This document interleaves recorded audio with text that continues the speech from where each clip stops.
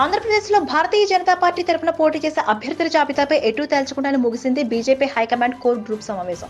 హస్తినాలో నేడు మరోమారు సమావేశం జరగనుంది.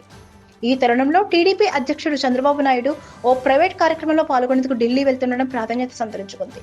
ఢిల్లీలోని బీజేపీ ప్రధాన కార్యాలయంలో పార్టీ హైకమాండ్ కోర్ గ్రూప్ సమావేశం జరిగింది.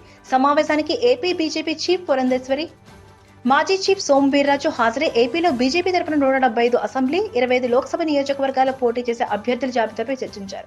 జాబితాపై ఏ నిర్ణయం తీసుకోకూడని సమావేశం అసంపూర్తిగా ముగిసింది. అర్ధరాత్రి దాకా సాగిన చర్చల తర్వాత పురంధేశ్వరి, సోము వీర్రాజు చర్చల వివరాలు తెలిపారు. మరోసారి సమావేశం కావాలని నిర్ణయించామన్నారు. మరోవైపు టీడీపీ అధ్యక్షుడు నారా చంద్రబాబు నాయుడు ఓ ప్రైవేట్ ఛానల్ కార్యక్రమంలో పాల్గొనేందుకు హస్తినా వెళుతున్నారు. ప్రస్తుతానికి ఆయనకు బీజేపీ హైకమాండ్ నుంచి ఇంకా ఎలాంటి అపాయింట్మెంట్ ఫిక్స్ అవ్వదని తెలిసింది. అయితే ఆఖరి క్షణంలో బీజేపీ హైకమాండ్ నుంచి చంద్రబాబు పిలుపు రావచ్చని సమాచారం. చంద్రబాబుతో చర్చలు జరగక పొత్తులపై ప్రకటన వెలువడే అవకాశం ఉందని పార్టీ వర్గాల ద్వారా తెలిసింది.